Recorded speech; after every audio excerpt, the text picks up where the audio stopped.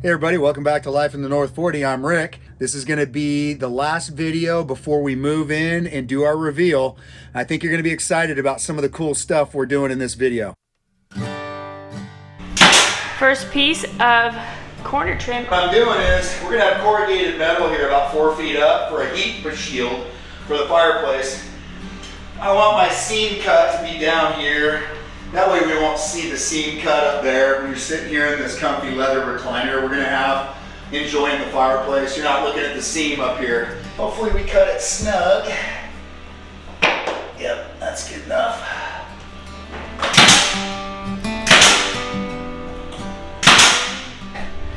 That run up to the ceiling.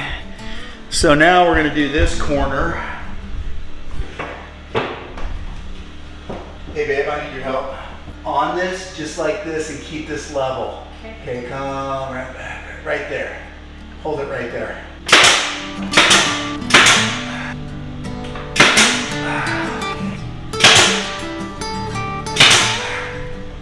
Okay, so now I'm gonna go up high. Keep holding it, and I'll work my way down and fix it as I go down the line. Is the camera on us? Yeah. So what I have to do is I'm going to push in up here, come up higher now with your level, it's nailed at the bottom. Come up higher.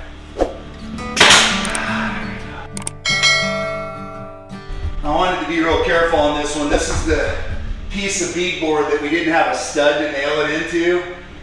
Cut for the top corner. Here's our attachment system, because there's no studs, because I screwed it up. Welcome to our off-grid cabin build. We ended up gluing and taping it to the insulation. This piece of trim was really holding it in place.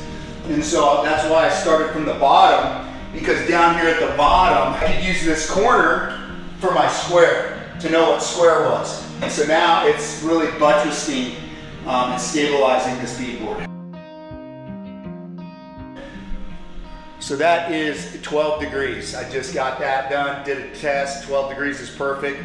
So I should be able to run one piece and then just cut the edge to 12 degrees and it'll fit in there perfectly. Alrighty, I think we got a good fit here. Let's check it out. Yep, that's gonna work perfect.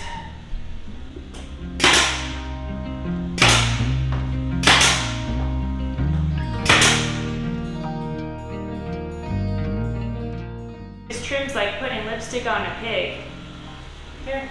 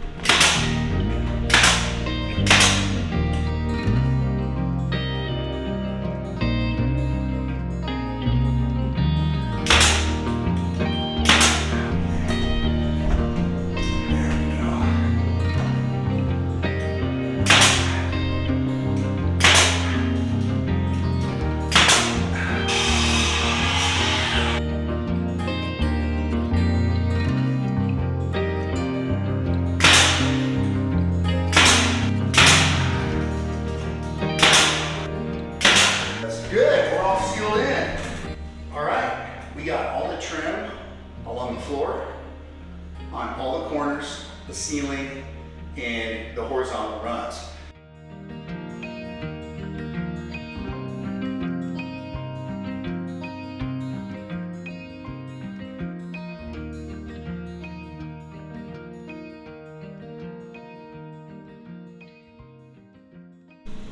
This is what the fireplace is going to sit on, or the stove. So this is a special order protector, and it's made out of fireproof board, and I think it's probably got some ceramic. It's not asbestos, that's illegal anymore, but you can put these on walls or floors. This is the perfect footprint for our fireplace. I don't know if I want to angle this yet, like this. I probably will, because how the feet are arrayed on the fireplace. At first I thought, well, maybe we'll just square it off like this and put it in like think the fireplace legs are gonna be like this. If that works, it works. So we'll figure it out once we get the fireplace installed. But this is what we're putting underneath. My wife has told me not to yell in here, Brittany, because it echoes and I'm already loud. So today I have my dad here. Hi. He's from out of town. He's almost 83 and he makes me look slow. He's down here helping me today. So we're gonna get this corner metal on both walls to protect this for the standoff of the fireplace, the tongue and groove and the beadboard. So right now we're gonna figure out, we ripped this to length so I have enough back. This is gonna set back for my window trim that I already pre-measured for. So we're gonna fit to make sure we can get these here flush together at the corner. And I am gonna have these standing off with 1-inch spacers. So right now we're gonna figure out which one we're putting in first. I would make sure you have some kind of a guide that they're all equal. Okay. Okay. Okay, so let's do Just offset of the line. Yeah. Okay, where's this crease and then offset of this crease? Yeah. First, we're gonna punch a small hole with a small drill bit, just so the screw will go through there nice. All right, so what we're gonna use is I've got these are kind of spinny, but it's the best thing I could find. This is a 1-inch solid stainless steel spacer. Making this easy on myself, this is a 2-inch screw with a hex head, so I can just use instead of a Phillips or flathead. This is gonna pass through here, hold in on the board, on the metal, and then sink into the wall. So we have a 1-inch standoff from the wall.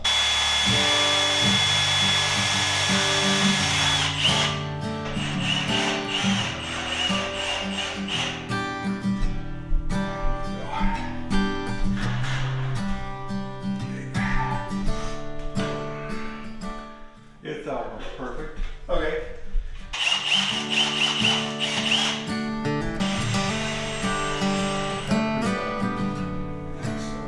Okay.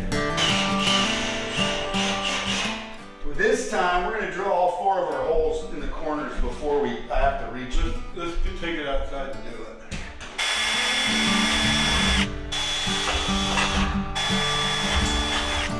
Square. On the top right. Well, let's get her made.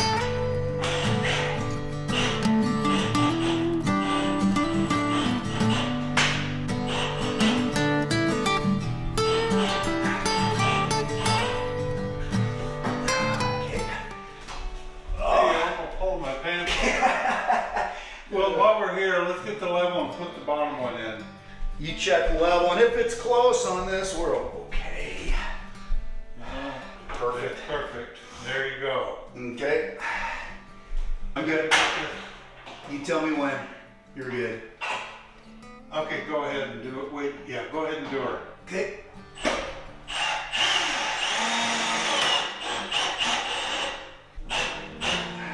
That's gonna work out perfect, son. Gosh, I did. Good call. So we debated, Dad and I, once I ripped this piece, I had this flat edge without the bevel. And I thought, well, maybe we ought to put that flat edge in the corner. And he said, no, those 2 beveled, raised ribbed areas mate together well. He wasn't kidding. That's perfect. So once again, it's nice to have a guy that's 83 here, that this isn't his first rodeo. Yeah.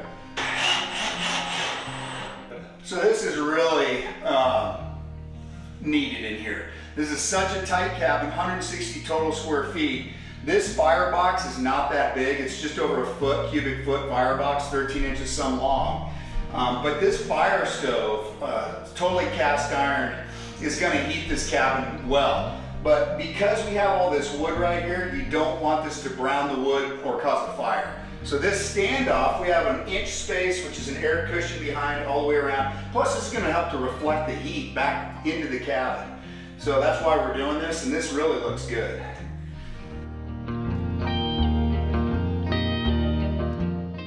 I'm thinking, let's get this in like this and see what that does. That's that. That shelf might be my issue. Okay, so I might have to. That's pretty close there, isn't it? You Turn know, the other way. you're quite a, if you take the vertical, you're quite a ways away from the, so you might not be left a choice. Okay, so but first what we're gonna do is I'm gonna turn it the other way.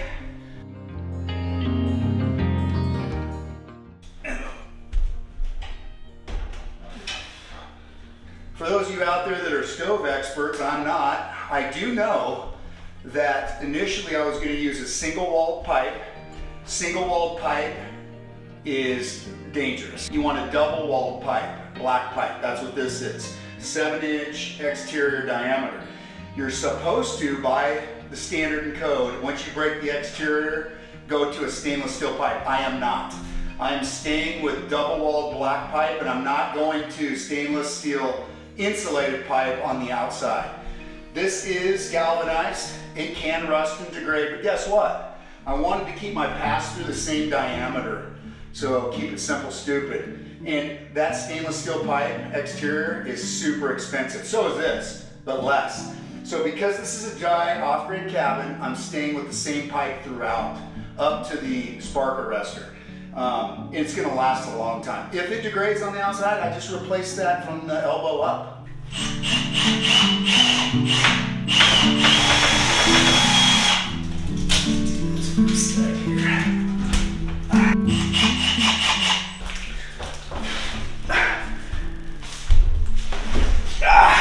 Love my knees on this floor, just feel great.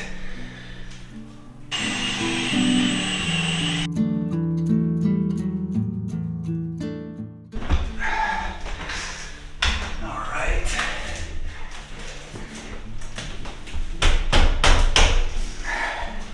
What we got here is kind of hard to see, getting a little low light. So that collar just went ahead and sealed that gap from the inside. I still have a gap. I'm gonna need to do the HVAC tape on the outside and then the collar. So that'll seal that little gap crack from insects coming in and out. So that looks good and finished. I'm happy with that. I'm glad I painted that pass through. It kind of keeps it looking clean and black, just like the pipe.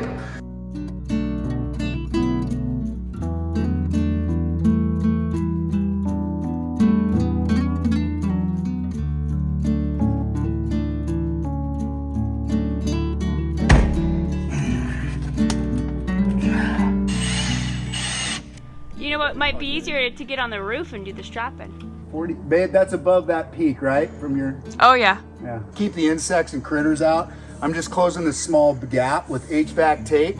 I also checked my pipe level, and I have a slight higher inside than outside, so any water that hits this will not run the pipe and run inside.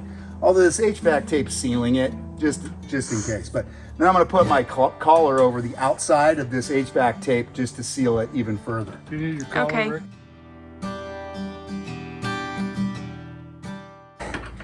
We're gonna just crank that down. What that's doing is closing that, wrapping that pipe up against the pass-through. Nice and flush too, to divert moisture, water, etc. And we got the HVAC tape obviously underneath. It's gonna seal that up nice. I got it. You got it? Yep. All right, so I ordered the spark arrestor for 6-inch single-walled pipe. Well, this is 7-inch exterior double-walled pipe. This is not the right spark arrestor. So it just sits in here for now. I got to get one that goes around the outside of here and screw it in 3 spots like I've done everything else. So my buddy Darren here is gonna see when I slide this on if I can still access this top part from the roof to get my new spark arrestor on. If not, I'm gonna stop here, wrap a plastic bag around this today. To get it over this, but it's not. Okay, Darren, can you, yeah, there you go. I think that's what we need. And it's just getting that metal to, there we go. Line up, there we go. Okay, Darren, I'm going, yeah. I think you could probably get that. Oh yeah, I think Do you so. think I can get access to that? I think you probably I think you could even sit on your bottom, babe, and dangle your What legs about off. this outside screw there? Would I be able to get to it? Yeah. Yeah. I think so. Okay, Darren, I'm gonna have you do me a favor. And just kind of, we're gonna wiggle it, and I'm gonna try to get that elbow seated all the way. All right, Dad. Yeah. I just need you to hand me the screw gun, sir, please. Oh yeah.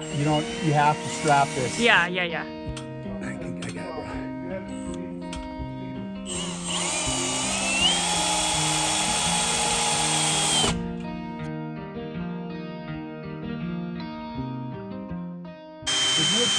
Woohoo! Good thing you got some muscles. There we go. That's tight. That's snug.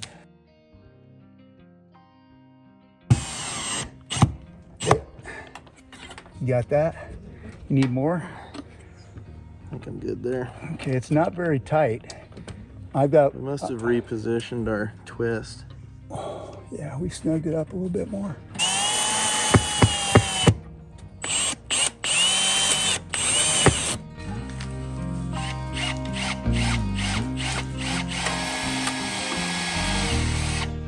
This is like not even $4 for 10 feet. That's all we needed. And this will secure that chimney and keep it plumb level and from the weather, taking this thing out. It was super strong coming out of the cabin because we did these collars and secured it well, but this right here is not going anywhere. The mounts for these on the exteriors are over $100, super expensive. And they didn't have the right size diameter for this because remember, I'm not using the right exterior pipe. I'm supposed to use stainless steel insulated pipe, but I'm doing double walled the whole way because I wanted to keep my 7-inch hole I put in the pass-through.